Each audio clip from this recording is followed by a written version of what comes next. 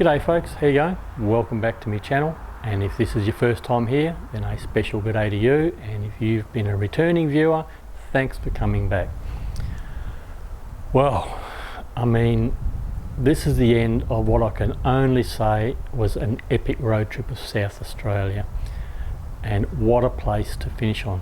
Coober Pedy, almost another world.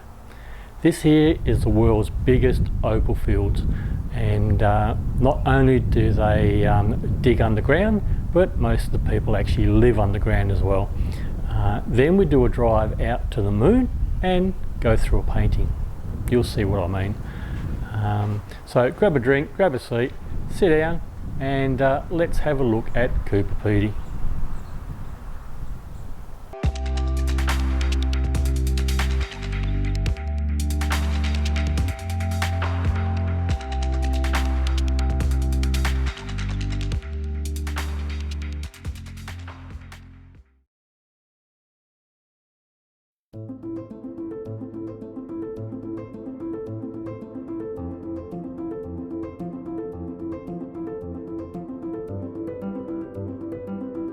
In the heart of the Australian Outback lies the unique town of Coober Pedy. Known far and wide as the Opal Capital of the world, tourists flock to this remote location, eager to uncover the treasures hidden beneath its earth surface. Coober Pedy is a unique and fascinating town in northern South Australia. It's famous for its underground homes, known as dugouts, where residents live to escape the extreme desert heat. The town's landscape is dotted with mounds of earth, the result of decades of opal mining, and it's home to an array of quirky attractions, including underground churches, hotels, and shops. The harsh environment and the town's remote location have contributed to its distinctive character, attracting adventurers, opal miners, and travelers from around the world. Coober Pedy has also been a popular filming location for movies due to its otherworldly terrain, with films like Mad Max Beyond Thunderdome and The Adventures of Priscilla, Queen of the Desert, featuring scenes shot in and around the town.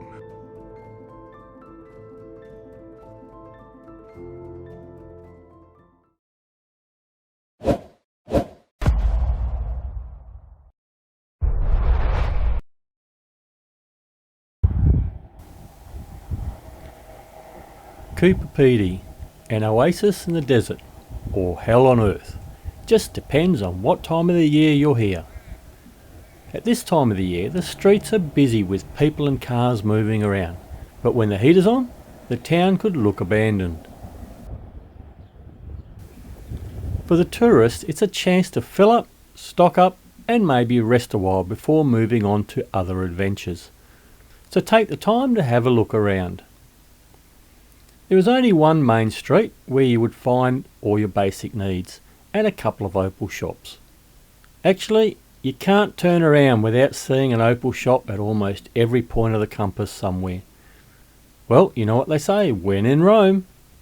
This place was recommended to us by a fellow we were camped next to back at the Flinders Ranges. So let's go in and have a look around. As you enter the shop, you get a bit of an opal story before you walk down a long tunnel to the shop.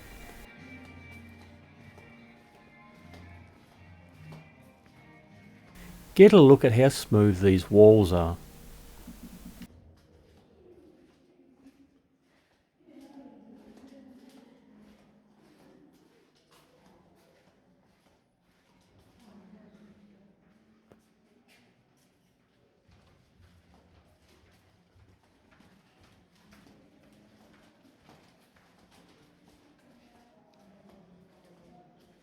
This is an opal shop, but they do underground tours also. They weren't too keen on videoing around the shop area, but here are a few photos to give you an idea. Before we started the tour, we went in and watched a small video of the story of Coober Pedy.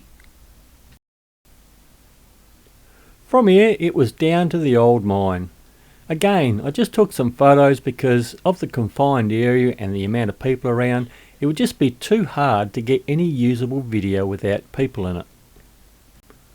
Our first stop was with some examples of life long ago. Then we head into a typical modern underground house. Here you can see how they run the power cables.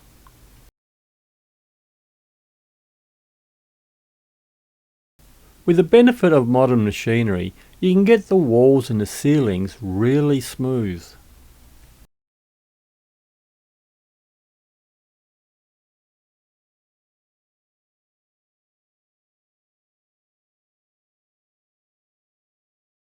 When it comes to the kitchen, you can get all the mod cons that you need.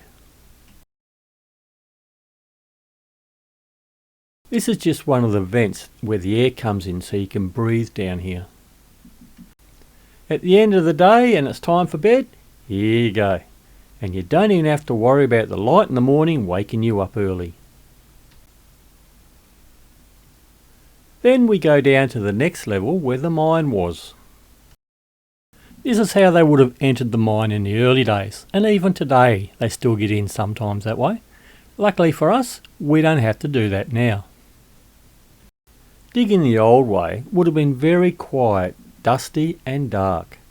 It must have been very easy to lose your way down here. Digging the new way would have been much the same, but noisier. Here you have two modern holes.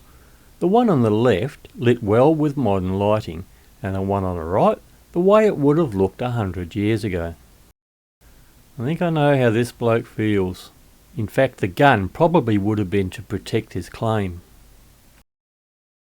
And this is what they would have been looking for. All that work to follow the thin line and hope at the end there was a big piece. You can actually read through the stone. So you follow the vein? Yeah, you follow the lane, yeah. But when I go noodling, because I don't have the machine, so I go by myself and I use my black lights and I look for opal trays, yeah. When the tour finished, I went for a walk up onto the roof.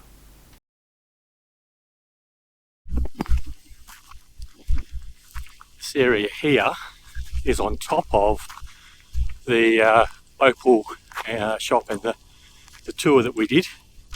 This is all on top of it. These shafts here is where all the air gets down into the tunnels underneath, so that you can keep breathing. And over there is their hot water system just sitting on the ground, but it's obviously their roof. Yeah. It's strange.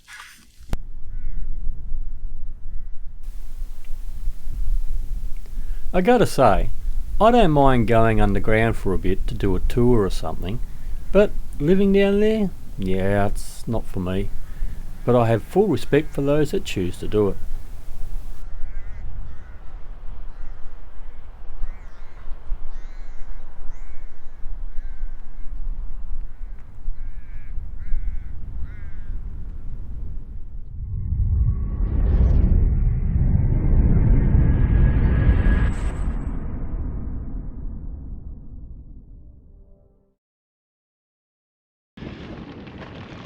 So we're taking a walk around Coober Pedy, having a look around town. It's actually quite a busy place, quite spread out. Not really what I was expecting, but then there's been a lot on this trip that I haven't been expecting. But just here I've just come across obviously an old mine digging. You can see here. So up there was the where they're bringing the dirt up. There's these little hatches here. You can get one in the shot. Where is it? There it is there. This is obviously to get air down into the shaft, you know. The old bus over there was obviously used for in the process of finding the opal. I don't know how well you're going to see, but just on the other side of this fence over here, obviously little diggings and everything all along there as well. And somebody's shed down there, the wind generator on it, and all up over the back over here. It's all this diggings and everything up over here. There are just mounds of dirt everywhere you look. Gonna go for a drive tomorrow, and yeah, go for a bit of a drive and have a look around and see what else we can find. But we just actually did a tour inside. It's an Opal shop, but you go in through this tunnel almost to get to the Opal shop, and then they take you down and they show you a little bit of how they an old mine or an old house where they lived, and then the new sort of dugout housing. The Sheila was saying you can buy them up here for about sort of 50 to 100,000. Cheap house, and not that I really want to live underground, but if that's your thing, a cheap way to get somewhere to live, I suppose. But yeah, old Franklin. Yeah, so we'll do a bit of drive around and see if we can get some pictures of some of this other works that are going on around the place. But it is everywhere. There are holes everywhere. You literally got to watch where you're walking or else you'll fall into something, you know. Even here, this is obviously a tourist attraction at one point, but this must have gone down into this underground tunnel or something, into this underground mine. You see these old trucks all over the place here. They're called blowers. The blower would suck the dirt out of the mine, separate the dirt and the rocks, and hopefully you're left with some opal, more or less. This bus was a little bit different. They would drop the dirt in the top, do some hocus pocus in the middle, and dirt would come out one end, and hopefully opals be left in the bottom somewhere.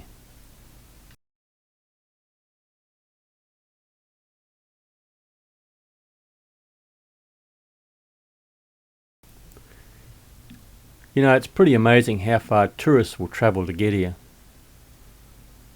There are some weird things around this town. What isn't weird is the food available around town, from what I've been told.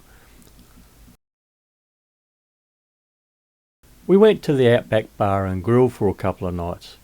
I had fish and chips one night and pizza the next, and both were very good. And the price, well, I thought was quite respectable. I don't think you'd go too far wrong getting a feed from this place.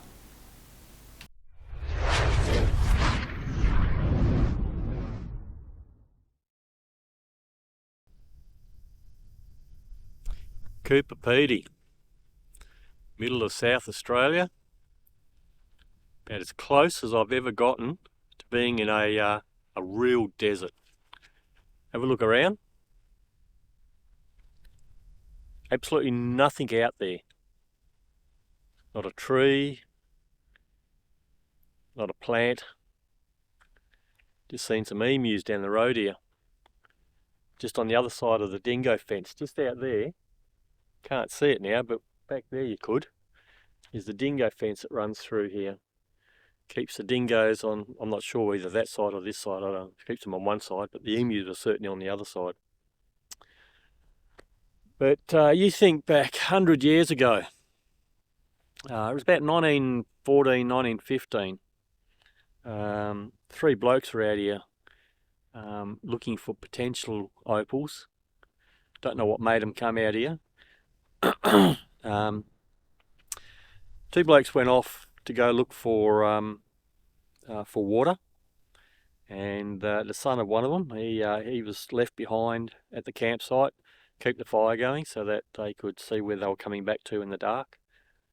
And he ended up wandering off, and not only did he discover water, but he also discovered a big heap of opals, and that was the start of opal mining out here at Coober Pedy. Unfortunately, 5 years later, he apparently drowned somewhere, don't know where, but so he didn't really live long after discovering the world's biggest opal fields, apparently. So there's a couple of opal fields in Australia. There's this one here, which is the biggest one. Queensland has one, and can't remember where they said there was another one. But yeah, you think coming out here in this, you know, in stinking hot, it's 50, 55 degrees out here, and this is what you're walking through. Pretty tough people back then.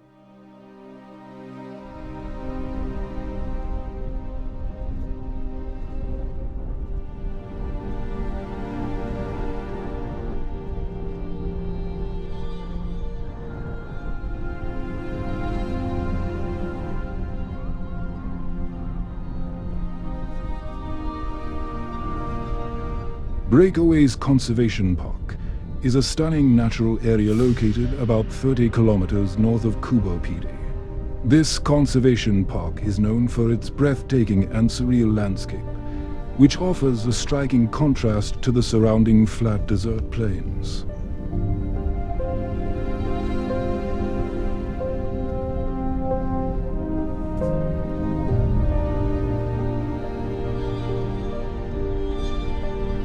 Visitors to the Breakaways can explore the park by car via a designated route that takes them through some of the most scenic spots.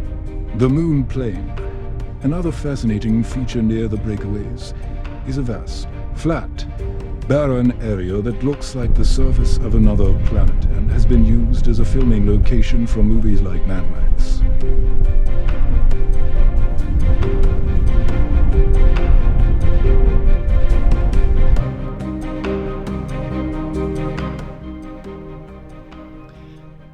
I don't know if you can see, but out the back there's wind generators. That's Coober Pedy. It's about 15 kilometres away from here. We've just come out here. We're going to go for a drive through the Breakaways Conservation Park. Round trip, it's probably about, I don't know, 40 or so kilometres, 50 kilometres maybe. But it's supposed to be some interesting things out here to have a look at. So we're going to go and find out. And if anyone can tell me what the hell these flies live on out here, like there's nothing, no water, no nothing. So what do they live on apart from me?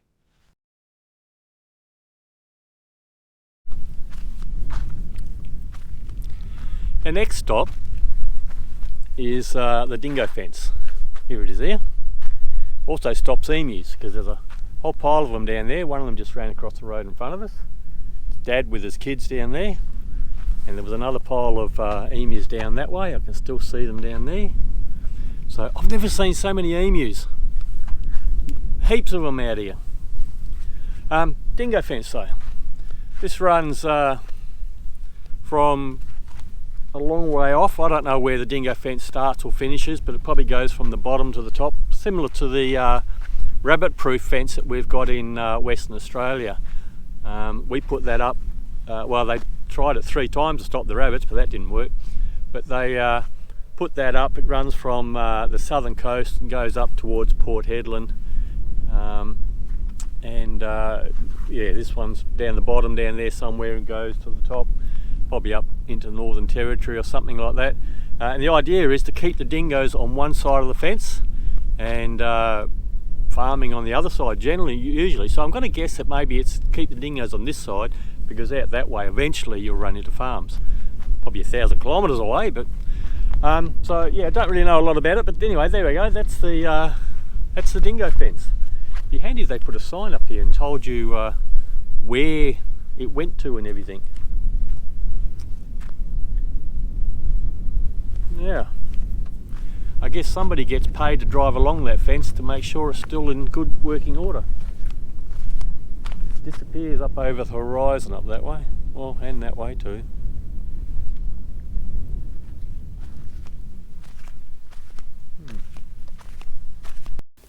Actually, the fence starts in Queensland and finishes near the border of Western Australia and South Australia.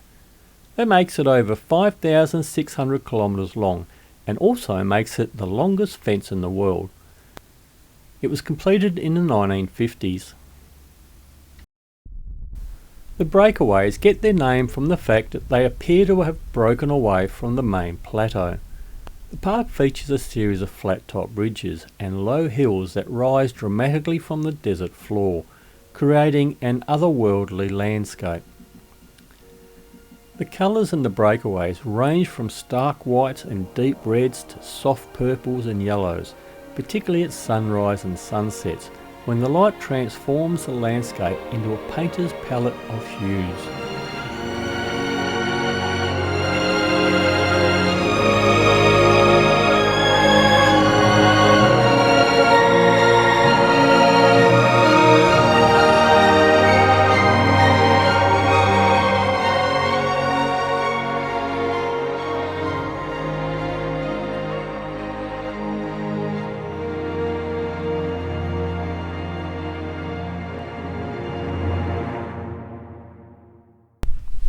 This is just another one of the stops along this little drive. We've gone from flat ground, although it's sort of flat still out that way. We've got all this coloured rock and hills, and further back it actually looked like snow on top of the hills. But it's just amazing that you know, a few kilometres back, dead flat, nothing anywhere, and then all of a sudden you come here and you've got these hills. Now, I mean, alright, you might think that perhaps this is from the mining, you know, but this is a conservation park. I don't think there's been any mining here. I'm pretty sure all this stuff is all natural. If I'm wrong, tell me below. But just the colour of the sands, rock, whatever it is, you know, bit of cloud coming over now, which is good. And that's the other thing, you know, like it's 26 degrees here at the moment, but it feels like it's probably early 30s, mid 30s.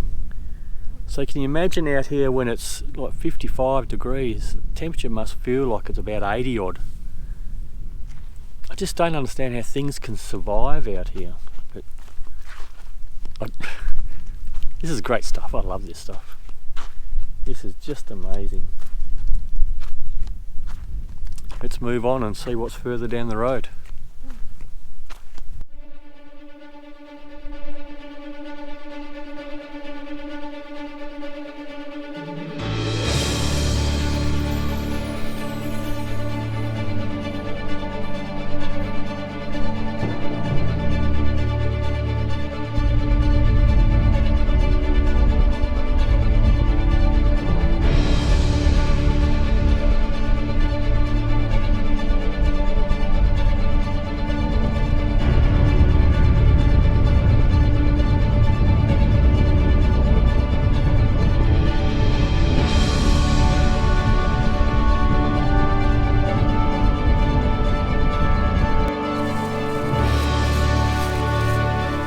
Flies outside, a few in here still, but it's lunchtime and we're going to be eating inside, so we've set the table.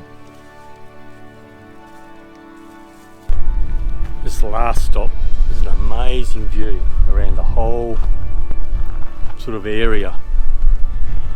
If you're going to come out and do this, it's going to cost you $12.50. You get the permit online. $12.50 well spent, because that dirt road you drive in on, it's in better condition than half of the roads in South Australia, the bitumen stuff. So it's money well spent, and definitely worth coming out. This was recommended to me by a fellow I was camping next to in Flinders Ranges. I think his name was Andrew. He suggested doing this, and I haven't done hard about it, but I'm glad I did end up coming out and doing this, because it's really worthwhile. It's a nice little drive, and yeah, just the scenery is amazing. One thing I did notice when I was driving out here, the last maybe couple 100 kilometres, there really wasn't any evidence of any kind of river, creek, stream or anything, you know. It's just flat ground. So, you know, if it does rain, where does the water go? Clearly it doesn't go very far, it just probably sits there and just soaks eventually into the ground. But here, I can only assume that these, you know, hills and that have all been formed with rain, you know. So there's obviously been some sort of form of heavy rain or something in this area at one point. But yeah, amazing. Those hills down there, when we're driving past them, were, you know, reasonably tall. But from up here they just look like, you know, ant mounds. But that's it for this drive. If you're going to do it, I would suggest, because it goes in a circle, I would suggest taking the road out of Coober Pedy, not the Stuart Highway. Take the road out and come in from that way and finish up getting on the Stuart Highway and then heading back south into Coober Pedy. Because as you drive along this way, it sort of like gets better and better, where if you're coming in from the Stuart Highway side and heading the way we came from, which is out that way somewhere, Like this is the best, and then it's just going to get, oh yeah, as you go down kind of thing, you know. So this way it's been working better every time you come up. That's my suggestion. Anyway, I think that is it for this run, this drive. So I'm going to go into town, have a look at a couple of things in there, and that's pretty much it. So we'll see what's down the road.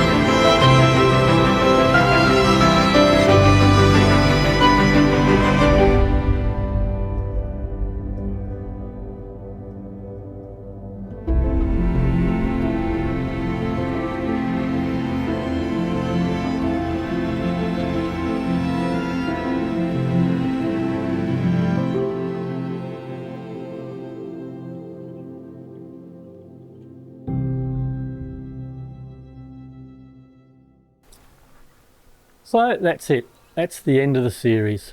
If you came in halfway through this series, and in particular if you're thinking of travelling to South Australia or through South Australia or into it or whatever, do yourself a favour and go back and check out from the start of this series.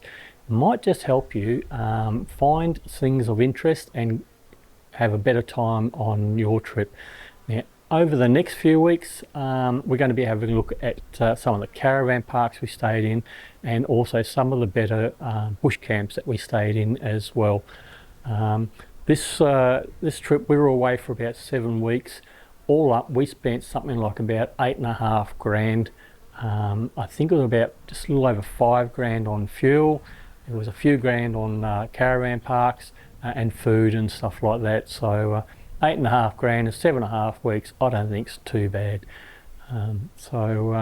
But I don't know what we're going to be doing after this series is finished. I've got nothing planned at the moment, so I'm not sure what's going to come up. But I'm sure we'll see you somewhere around the road sometime. So until next time, happy travels.